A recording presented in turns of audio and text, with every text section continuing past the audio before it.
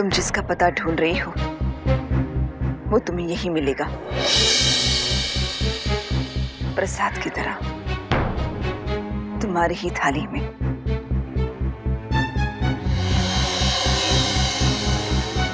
चलती हूँ, मेरा मंदिर आना भी मना है। भगवान का बुलावा आया था इसलिए चली आई।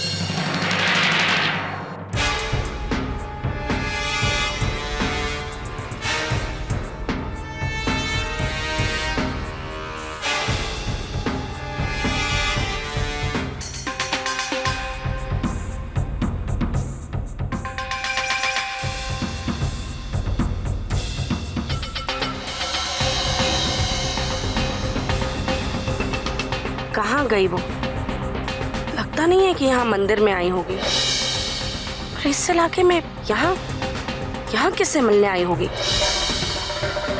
कौन है उसकी ये मैडम जिससे मिलने के लिए वो फोन पर बात कर रही थी?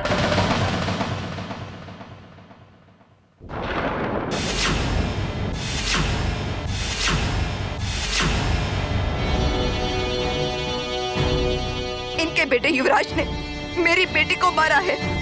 ये पूरा परिवार खूनी है जो अपने बेटे को बचाने के लिए ये झूठी मनगढ़ंत कहानी कहकर मेरी बेटी को बदनाम कर रहे हैं। इनकी बेटी के प्रोफेसर के साथ नाजायज ताल्लुकात थे जज साहब, और अब ये उस सच्चाई को छुपाने के लिए हमारे बेटे को अपनी बेटी के आत्महत्या में फंसाना चाह रही हैं। ये अदालत गायत्री देवी को इस शहर से बाहर तड़ीपार करती है क्योंकि बार बार ये जागीरदार परिवार के ऊपर एलिगेशंस और झगड़े कर उन्हें परेशान कर रही है। और दोबारा अगर उसने इस तरह की कोई भी कंप्लेंट जागीरदार परिवार के खिलाफ की तो वो केस तो उसी समय खारिज हो जाएगा और गायत्री देवी के ऊपर हैरेसमेंट का मुकदमा चलाया जाएगा।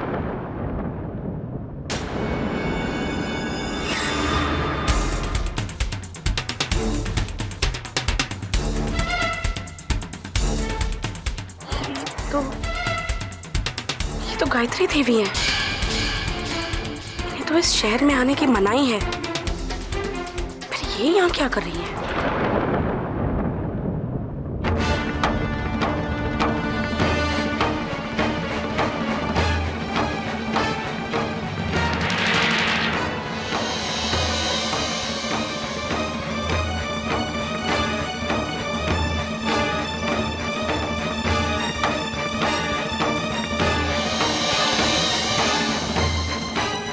हेलो वहीनी साहब, आपको विश्वास नहीं होगा कि मैंने अभी किसे देखा। मैंने यहाँ ग्वालियर में गायत्री देवी को देखा है जी।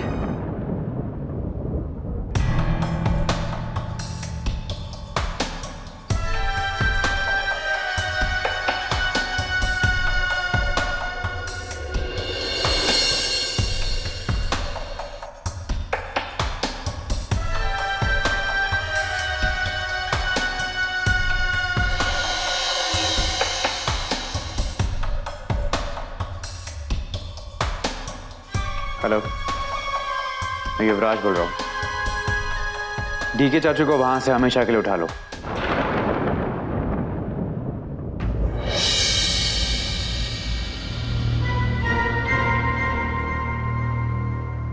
इसका मतलब डीके अभी भी जिंदा है, लेकिन युवराज तो उसे हमेशा के लिए उठाने की बात कर रहा है।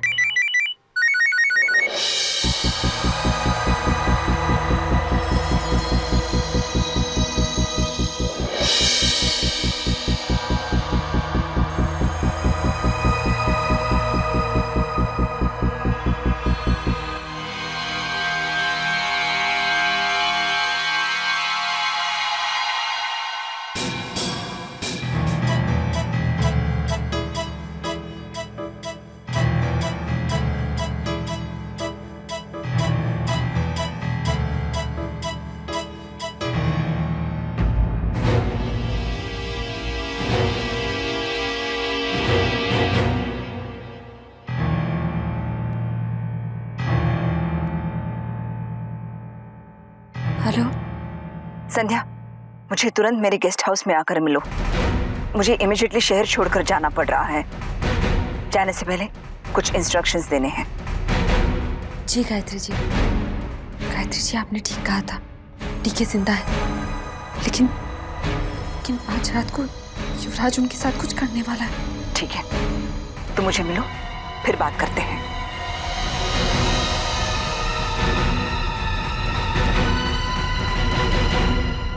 थैंक यू डीसीपी साहब। मुझे शक हुआ था, इसलिए सोचा कि आपको इन्फॉर्म कर दूं। That's why I called you. हाँ श्योर, आगे अगर और कुछ भी पता चलेगा मैं आपको जरूर फोन करूंगी। Okay bye. आपने मुझे बुलाया? सरला, तुम्हें पूरा यकीन है कि वो औरत गायत्री देवी ही थी? क्योंकि पुलिस ने अपनी पूरी तहकीकात कर ली है, यहाँ तक कि उसके घर की तलाशी भी ली है और वहां गायत्री देवी के होने का कोई सबूत नहीं मिला है उन्हें। इनफैक्ट पिछले 3 सालों में किसी ने उसे यहाँ देखा तक नहीं। नहीं बहनी साहब, आई एम श्योर कि मैंने गायत्री देवी को देखा है। वो एकदम मेरे करीब थी, बिल्कुल मेरे सामने खड़ी थी, और मैं गायत्री देवी को पहचानने में बिल्कुल गलती नहीं कर सकती। ऐसा हो ही नहीं सकता। बिलीव मी, उस मंदिर में सामने खड़ी औरत गायत्री देवी ही थी। वो तो ठीक है, लेकिन एक बात मेरी समझ में नहीं आ रही है कि तुम उस बस्ती में, उस मंदिर में क्या कर रही थी? अरे वो तो मैं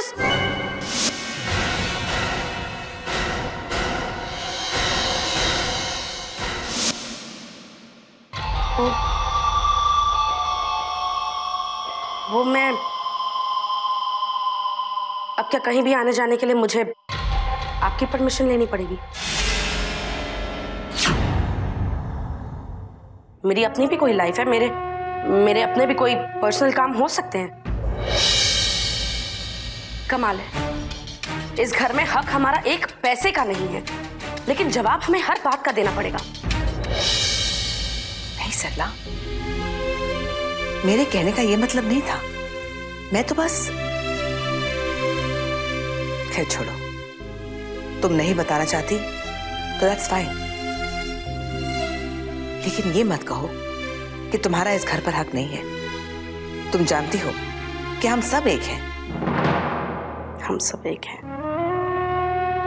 कल तक लगता था कि हम सब एक हैं, लेकिन अब तो ऐसा लगता है जैसे एक से बढ़कर एक है। मेरी भी आपसे एक रिक्वेस्ट है बहन साहब, ये जो आप ये मीठी मीठी बातें करती हैं ना, प्लीज ये मीठी मीठी बातें मेरे साथ मत किया कीजिए। वो क्या है ना, कहीं मुझे शुगर की प्रॉब्लम ना हो जाए।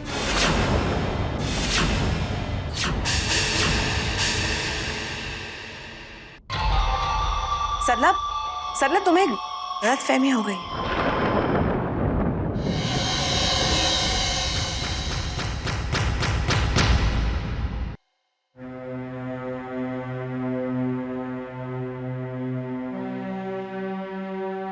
मॉम, क्या बात है? इतना सीरियसली क्या सोच रहे हो? अब भी डीके चाचू के बारे में सोच रहे हो ना? नहीं, I mean, हाँ, पर सिर्फ डीके के बारे में नहीं, बल्कि इस घर में जो कुछ हो रहा है उस सब के बारे में सोच रही हूँ।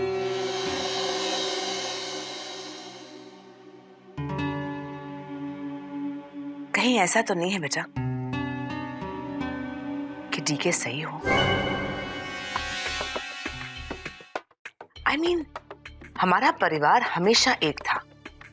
मुश्किल वक्त में सबने एक दूसरे का हमेशा साथ दिया है। तो अब ऐसा क्या हो गया है कि हम सब के बीच में डिफरेंसेस आ गए हैं?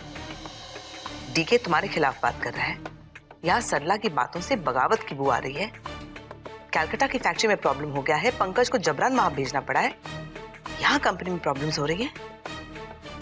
ऐसा लगता है जैसे जानबूझकर कोई हम सबको अलग करने की कोशिश कर रहा है। Something's going on. कोई गड़बड़ जरूर है, कोई हमारे पीछे पड़ गया है। कहीं डीके की बातों में सच्चाई तो नहीं है? ये लड़की जिसे हम वृंदा समझकर इस घर में लेके आए हैं, कहीं वो असल में संध्या तो नहीं? मॉम, आप भी ना डीके चाचू की बातों में आ रही है। वो आजकल क्या करते हैं किसी को पता है? पता नहीं कहां गए हैं। ये बात आपको तक नहीं पता है, और आप है कि उनकी बातों पर यकीन करके वृंदा पर शक कर रही है। मम्मी, अगर वो संध्या होती तो आज हम सब लोग जेल में होते। और आपको याद है ना, वृंदा ने ही मुझे जेल से बाहर निकाला था। अगर संध्या होती तो ना मुझे जेल से बाहर निकालती और ना ही इस तरह हमारे घर में रहती। और सबसे बड़ी बात, हाँ, ये लड़की देख सकती है और पैसे के लिए कुछ भी करने के लिए तैयार है, जो संध्या अपनी जिंदगी में कभी नहीं कर सकती। मॉम, इस लड़की ने मेरी जिंदगी की सबसे बड़ी खुशी, मैं बाप बनने वाला हूं, इस बात को सारी दुनिया के सामने फिलहाल साबित किया है, जो संध्या कभी नहीं कर सकती थी। पता है मॉम, जब भी कोई मुझे मैं बाप बनने वाला हूं इस बात की मुबारकबाद देता है ना, तो मेरा सीना खुशी से और गर्व से चौड़ा हो जाता है। मॉम, इस लड़की ने मेरी जिंदगी की सबसे बड़ी मुश्किल को इतनी आसानी से सॉल्व कर दिया, जो संध्या के लिए मेरे लिए इस जन्म में क्या किसी भी जन्म में करना नामुमकिन था। मॉम, आप बात को समझ नहीं रही हैं। डीके चाचू हो या सरला चाची, अब आप जो भी देख रही है ना, यही है इन सब के असली रंग रूप। किसी ने बिल्कुल ठीक करे, जब अपने ऊपर मुसीबत आती है ना, तब पता चलता है कौन अपना है और कौन अपने साथ है। आज वृंदा कुछ पैसे लेकर चुटकी में मेरे सारे प्रॉब्लम सॉल्व करिए तो इन सबको जलन हो रही है। सरला चाची को वृंदा को पैसे देना पसंद नहीं। आमीन, हमारी खुशी के सामने पैसे क्या मायने रखती है मॉम? इन सबको इस घर में अपना इंपॉर्टेंस कम होते दिखाई दे रहा है, इसलिए ये सब लोग इस तरह अपनी औकात पर आ गए।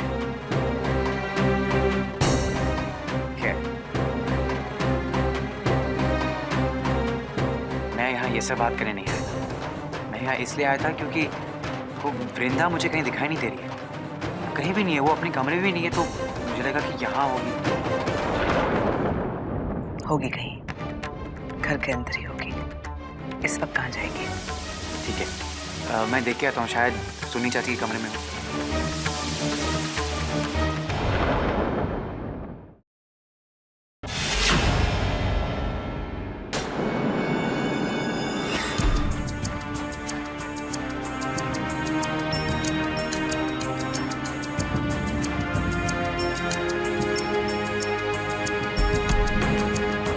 हेलो, जय श्री कृष्ण।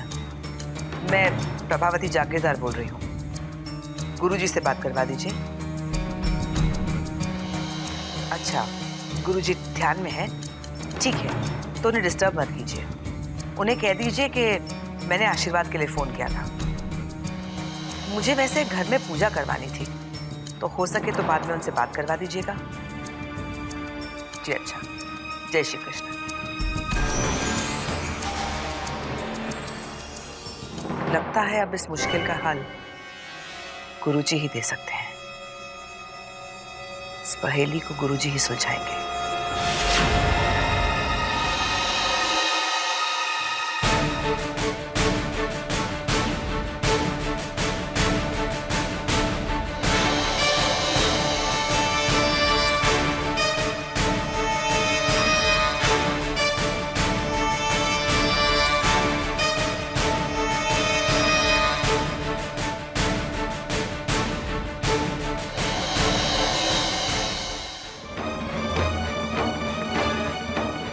सोनी चाची के कमरे में नहीं है, अपने कमरे में नहीं है, टेरेस पर भी नहीं है। रात के 11 बजे ये वृंदा गई तो आखिर गई कहाँ?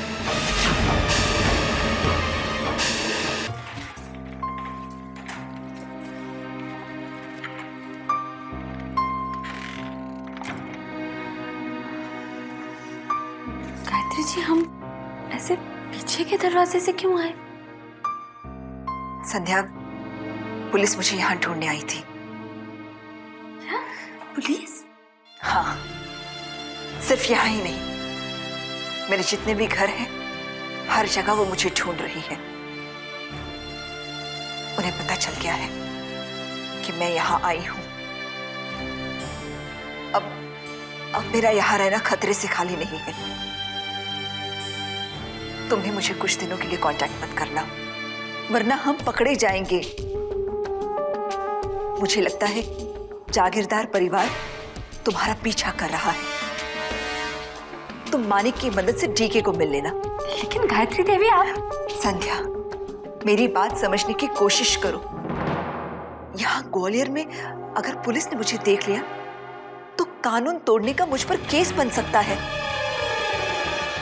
मुझे जेल भी हो सकती है, या फिर यहाँ ना आने की सजा मेरी बढ़ भी सकती है।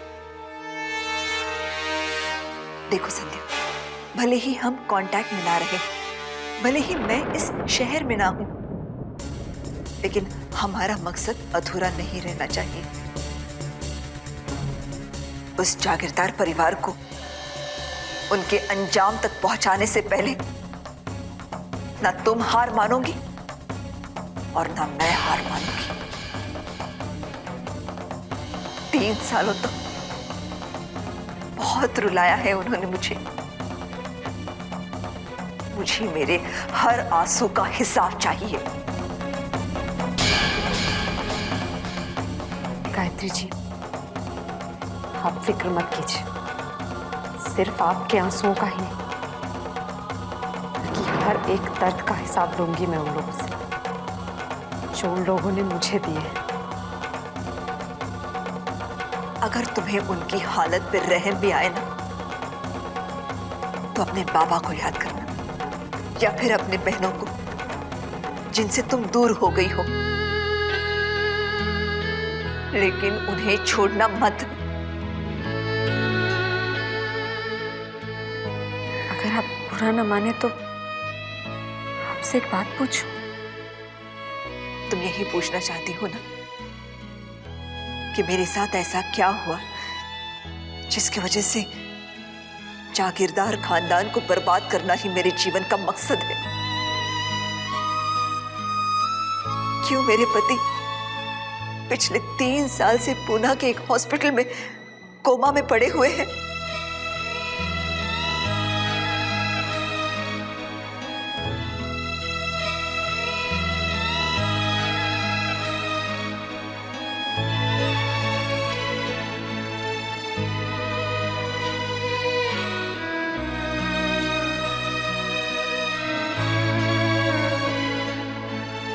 तुम्हारी उम्र की ही मेरी एक बेटी थी, प्रिया। मेरे और मेरे पति की खुशी उसी से थी। अपने नाम की तरह ही स्वभाव था उसका। अपनी मुस्कुराहट से किसी को भी अपना बना लेती थी।